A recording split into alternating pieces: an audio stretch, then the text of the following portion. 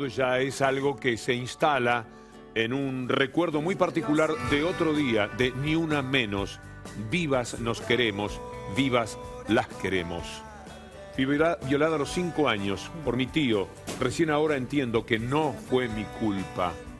Esto también es parte de toda esa tragedia, de toda esa desgracia. En la experiencia profesional debo decir que conozco muy pocas mujeres que no conozcan otras mujeres que no hayan sufrido algún tipo de violencia desde la más temprana edad. Es muy difícil localizar a alguien que no haya, desde su condición de mujer, recibido alguna forma de padecido alguna forma de violencia. Estamos haciendo una gran cobertura en C5N desde muy temprano. Estamos allí con Juan Cruz Clemente, que también nos traslada, nos cuenta y nos vivencia qué es lo que estamos compartiendo en un día tan especial como hoy. Cada una tiene una historia, Juan Cruz.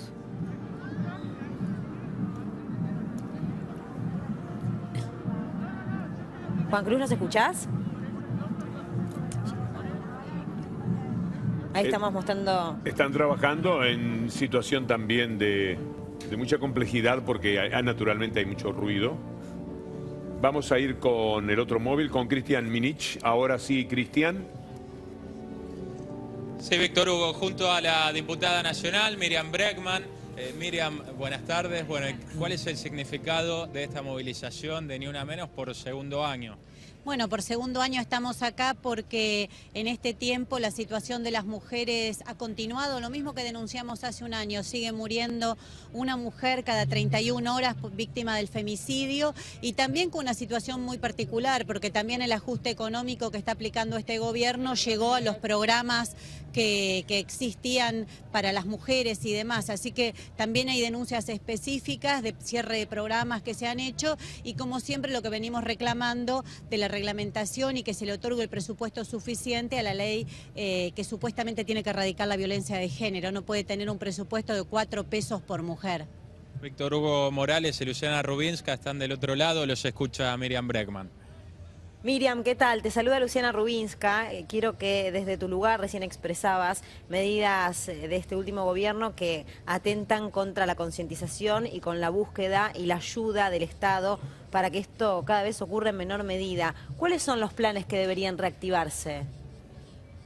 Bueno, mira, hay un tema central que también lo tenemos que relacionar, que es el ajuste económico, porque las mujeres también son sostén de familia y muchas de ellas, la mayor parte del trabajo no registrado es de mujeres, por ejemplo, el trabajo doméstico. Entonces, eso lleva a que estén sufriendo el doble las condiciones de ajuste económico que en este momento se viven. Y nosotros ponemos también un punto muy especial en el derecho al aborto legal, seguro y gratuito, porque las que mueren son las mujeres que no tienen recursos económicos. En la Argentina se realizan 500.000 abortos por año, es decir, el aborto se realiza igual.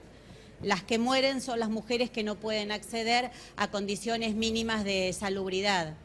¿Y en qué condiciones encontrás esta marcha en relación con la marcha que mencionabas, que también estuviste presente el año pasado? ¿Ves más gente, ves más mujeres, ves más hombres?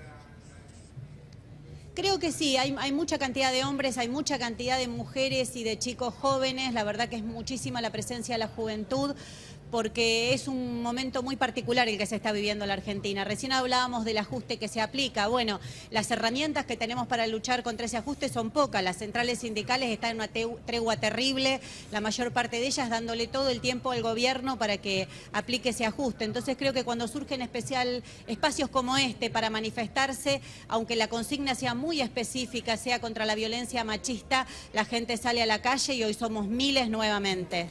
Miriam, buenas tardes. Iván Jagroski te saluda. ¿Qué tal, Iván? Bien, muy bien. Siempre se le pide escupidera o responsabilidades y está muy bien que lo haga a la política. Ahora, ¿qué rol juega el Poder Judicial en este esquema de femicidios y de violencia de género?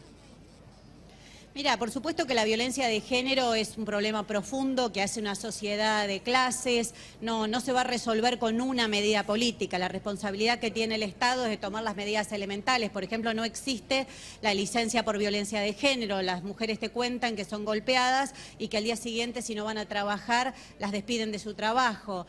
No hay refugios suficientes en la Argentina, no hay acceso a la vivienda para las mujeres que tienen que irse de su hogar. Y la justicia, la verdad es que ayer hicimos una conferencia con las organizadoras Ni Una Menos en el Congreso y todas las víctimas que vinieron a contar sus casos denuncian a la justicia. La justicia es machista, la justicia es misógina y siempre se pone del lado del victimario. ¿Y cuál crees que puede ser el camino? En algún momento se intentó una reforma mal hecha que no prosperó. Hay espasmos para resolver esto. ¿Hay algún camino estructural, institucional que se pueda seguir para resolver esta problemática en el Poder Judicial? Sí, creo que el Poder Judicial, bueno, ahora Elisa Carrió está protagonizando una denuncia contra Lorenzetti y nosotros decimos en qué se diferencia Lorenzetti de todo el Poder Judicial, porque es un Poder Judicial lleno de privilegios, que ni siquiera paga impuestos a las ganancias, completamente alejado de los intereses de las mujeres, de los jóvenes, del pueblo trabajador. Nosotros desde nuestra corriente de Frente Izquierda planteamos la elección de los jueces y el juicio por jurados. Creemos que es el camino. Mirá, incluso en un caso limitado como el de Neuquén, donde se puso el juicio por jurados, los jurados se niegan a absolver a los casos de gatillo fácil, cosa que los jueces comúnmente hacen. Entonces quiere decir que cuando estamos y tenemos la posibilidad de que sean los jurados los que hablen, cambia circunstancialmente cómo tratan estos casos de violencia.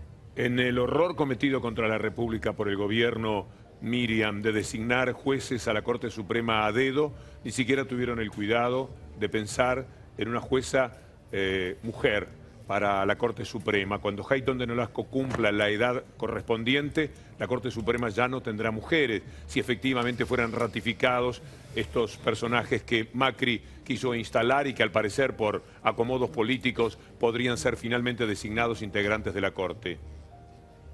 Sí, creo que es un elemento que no cambia el carácter de esta Corte, no siempre del lado de los poderosos, pero evidentemente es un elemento a señalar que ni siquiera tuvieron en cuenta eso. Lo que pasa es que querían poner algún miembro de la Corte para quedar bien con el PJ y otro miembro de la Corte para quedar bien con Clarín y no le daban los números, Víctor Hugo, para quedar bien con todos. Así que siempre lo que se elimina es el caso de las mujeres. Miriam, el gusto de siempre. Muchas gracias por este ratito. Por favor, muchas gracias a ustedes. Vamos con Juan Cruz Clemente. Víctor Hugo, estamos con Sandra Escalante, quien tiene para compartir con nosotros un testimonio desgarrador. ¿Nos puedes contar brevemente tu historia? Bueno, yo tenía 5 años y estaba al cuidado de mi abuela paterna, porque mis papás trabajaban. Y en los momentos en que mi abuela se iba, mi tío aprovechaba y me violaba sistemáticamente durante 2 años. Obviamente que es difícil para mí hablar de esto, fue muy difícil hablar de esto durante muchos años. Fue muy difícil no sentirme culpable, porque siempre se nos culpabiliza a nosotras. Aunque seamos chiquitas, aunque seamos grandes, siempre se nos culpabiliza por algo que nos hacen, nos objetalizan, nos hieren, nos violan, nos lastiman y siempre es nuestra culpa. Yo empecé un trabajo de terapia alrededor de los 20 años sola, tuve una vida muy de mierda, con mucha sintomatología depresiva, siempre me sentí mal conmigo misma, tuve intentos de suicidio. ¿Y todo por qué? Porque siempre me sentí culpable de que lo malo que a mí me pasaba era mi culpa. Hasta que, a través de un proceso personal y de darme cuenta de que había algo que no me cerraba en todo eso, aparte de todo esto de que era secreto, de que yo no se lo podía decir a nadie, de tener miedo de que le pase algo a mi familia, y esta cosa de haber tenido que pensar o de pensar hasta ahora, tuve la suerte, entre comillas, de que el tipo no me matara y me metiera en una bolsa como pasó con otras chicas. Entonces tuve la posibilidad de vivir, y como tuve la posibilidad de vivir, quiero hacer esta denuncia pública para que dejen de violarnos, para que dejen de arrebatarnos la infancia, para que nos dejen ser libres, para que no nos pase más. Te hago una pregunta mientras te cruzamos con Víctor Hugo. ¿Vos pensás que en este momento el Estado está ausente? Yo pienso que hay un sistema hegemónico donde todas las instituciones son machistas. Todas las instituciones son machistas e inclusive la otra vez en este mismo canal hablaban de Micaela y nos decían en el Zócalo de que Micaela tenía 5 perfiles de Facebook. Yo no sé muy bien qué era lo que estaban tratando de decir, porque no se entiende, no saben comunicar. Pero lo que expresa ese Zócalo de Micaela tenía 5 perfiles es que, ¿qué quiere decir eso? ¿Qué nos están diciendo? Que porque Dayana tenía un short merecía lo que le pasó, que porque Ángeles iba al colegio y volvió al colegio y el portero era un perverso, merecía lo que le pasó. Nadie merece nada. No hay excusas para que nos pasen las cosas que nos pasen. A eso voy. Víctor Hugo, ya te está escuchando Sandra Escalante. Sandra, Hola, Víctor yo te Hugo. quiero preguntar a qué edad te animaste a contarlo y a quién fue la primera persona que te animaste a contar lo que te estaba pasando o lo que te había pasado. Perdón, no miraba la cámara. ¿A qué edad me animé a contarlo? Sí. Recién a los 20 años aproximadamente, y había empezado a hacer terapia hace 2 años. ¿Y a quién fue la primera A persona que partir- pudiste hablarle del tema que no fuera tu terapeuta? A la primera persona que le pude hablar de esto fue a mi prima, en intimidad, a mi prima hermana, que le había contado, me parece que me pasó esto, y porque no sabía, la verdad es que no entendía nada, y me dice, bueno, a mí también me pasó. O sea que intrafamiliarmente no fui la única. Eso me llevó a terapia y con mi primer psicoanalista pude sacarme la culpa, pude entender que no era mi culpa, que yo no tuve la culpa, yo no tenía la culpa, era una nena de 5 años que quería jugar y que quería tener una infancia y una persona me la arrebató. Entonces, después de hacer un proceso de terapia, pude ir con mi familia y contárselo. Que obviamente en un primer momento las familias, por tal vez no poder responder a cómo deben ser los padres o a no haber estado, se sintieron muy culpables. ¿Cómo te pudo haber pasado eso? No puede ser. Hasta que bueno, lo más importante fue para mí que mi familia me apoyara y me creyera. Y fue una de las cosas más difíciles de hacer, o sea, salir del secreto, o sea, visibilizar aquello que siempre había sido invisible en mi vida y que me hacía ser la persona que yo era. Mi papá y mi mamá nunca entendían por qué yo sufría tanto, por qué me quería matar, por qué no quería vivir.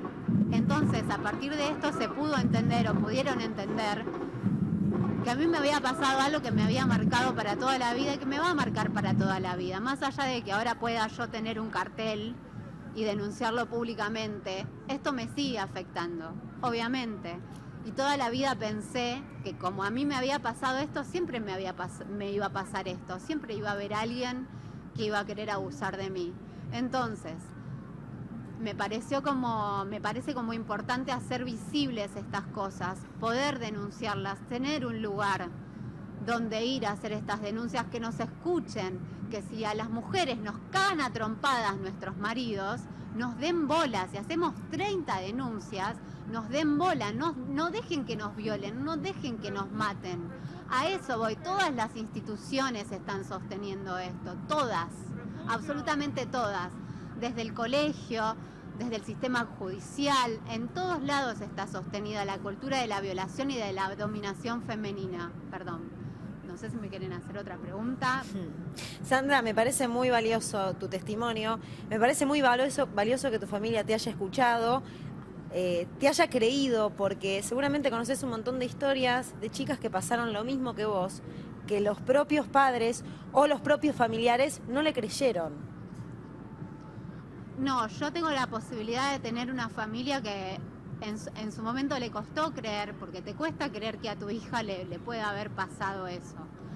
Pero por suerte tengo una familia que me ha creído y que se ha cruzado con mi abusador. Y bueno, pasaron cosas en el medio y esta denuncia que estoy haciendo pública es porque estoy haciendo un proceso terapéutico como para poder llevarlo realmente a la justicia y poder denunciarlo, ya que ahora es un delito que no prescribe. Y quiero que este tipo esté preso. Voy a poder hacerlo con mis momentos y demás. Pero sí, igualmente lo que quiero marcar también es que a mí mi familia me creyó, muchas familias no lo creen y muchas chicas son violadas hoy en día en un taxi, en la calle, y no les siguen creyendo. Y siguen diciendo de tu pollera, de tus perfiles de Facebook, siguen hablando de pelotudeces, cuando de lo que se está hablando es del sufrimiento de una persona. Y no se valora el sufrimiento de una persona y lo que significa que a los 5 años, que a los 6, que a los 16, que a los 20, que a cualquier edad, venga un hijo de puta a cagarte la vida. Eso me parece importante, porque no solo me cagaron la vida a mí, que yo ahora pude formar vínculos buenos, sino que a mi familia también se la cagaron. ¿Por qué? ¿Por qué esta injusticia? ¿Por qué? O sea, entiendo el sistema patriarcal, me metí, estudio psicología, trato de entender estas cosas, y la cultura patriarcal es tan injusta con nosotras, es tan injusta desde todos los lugares, desde no acceder a los mismos sueldos, a de que un compañero te diga, te vino, o sea, hablo de cuestiones simples, a cómo en la tele se nos objetalice, a cómo en Tinelli las ponen en pelotas todo el tiempo a las mujeres y se las pone como objeto de consumo. Me parece hasta utópico, ¿no? Como lo que yo quiero, que es que cambie esta cultura de mierda, pero creo que esta marcha y la del año pasado pueden sentar las bases para una toma de conciencia más general y que dejemos de abusar niños. Y también lo que quiero decir es que un perverso que viola no sale de la nada, no es tipo generación espontánea, sale por algo nace un perverso, no es que nace perverso, se forma perverso. Entonces está construido como un perverso y ese perverso a mí me cagó la vida. Pero, a ver, nada, todo tiene un contexto y mi tío, el perverso, el violador, tiene un hermano que es golpeador, por ejemplo. O sea, estamos hablando de un seno familiar que forjó por diferentes cuestiones esto. Más allá desde que aparece el lenguaje, las mujeres somos débiles, las mujeres somos seductoras, las mujeres provocamos, a las mujeres nos viene y por eso estamos de mal humor, las mujeres nos ponemos un escote para provocarte a vos, que estás en tu casa y que de repente estás caliente y decidís, mira, aquella minita tiene una pollerita corta, la voy a violar. ¿Por qué? Nada, eso es todo lo que quiero decir. Y me parece que, no sé si tienen alguna otra pregunta, pero creo que ya pude expresarme. A veces... Ni una menos. Basta de violarnos, basta de matarnos y basta de hacernos sentir culpables. Basta, no es nuestra culpa, nunca es nuestra culpa, nunca, jamás. A veces en una entrevista caben todas las entrevistas. Podríamos haber hablado con 10, 15, 20 mujeres y quizás el resultado hubiese sido lo mismo de esta formidable entrevistada que el equipo de producción y Juan Cruz lograron para nosotros. Tenemos que hacer un alto, casi que es imposible despegar los ojos de lo que sucede en la plaza y los oídos de lo que allí se dice, porque estamos hablando de padecimientos personales profundamente dolorosos que abarcan seguramente a miles y miles, por no decir millones, de mujeres. Tenemos que hacer un alto para saber cómo viene el fin de semana. Es viernes. Queremos también informarle de el tiempo, del tránsito, empezando por Javier Torrente. Muy buenas tardes.